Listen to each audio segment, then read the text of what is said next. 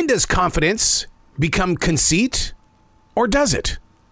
Another question, what's the best way to deal with angry people at work?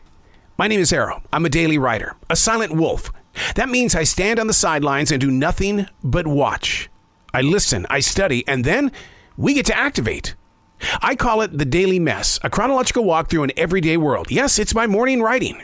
As a receiver of thoughts and ideas, we as people tend to throw it aside. Oh, we'll deal with it later.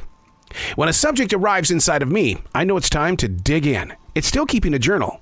By doing the research, the pictures become clearer. This is the Daily Mess. Observation number 23. When does confidence become conceit? Or does it? Let's break this down. Confidence is a genuine belief in oneself that can lead to self-assurance, empathy, and very open with creating a collaboration. Conceit, on the other hand, is exaggerated or distorted by one's view of themselves.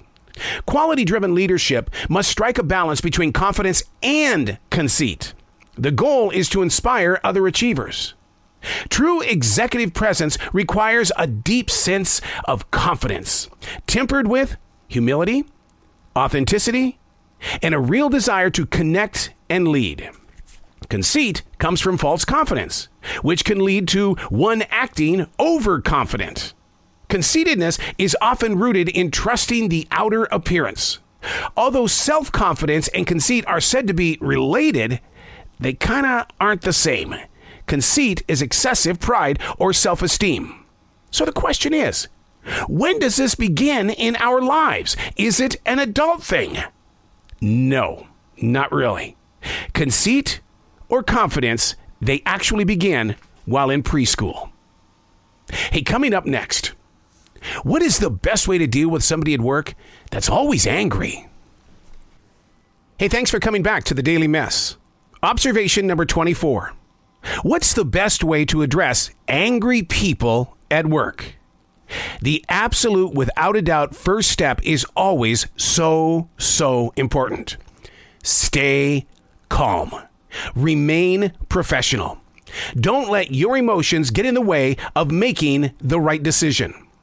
If you choose to acknowledge someone's anger, the experts encourage us to use empathy in the way of explaining that, hey, I understand your frustrations.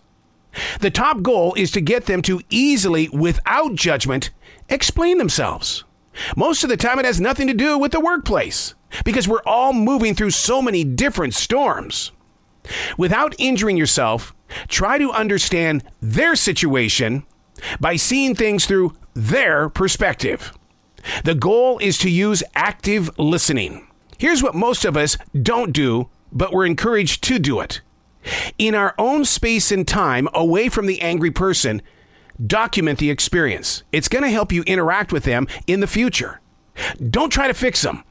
Use their name while having a conversation.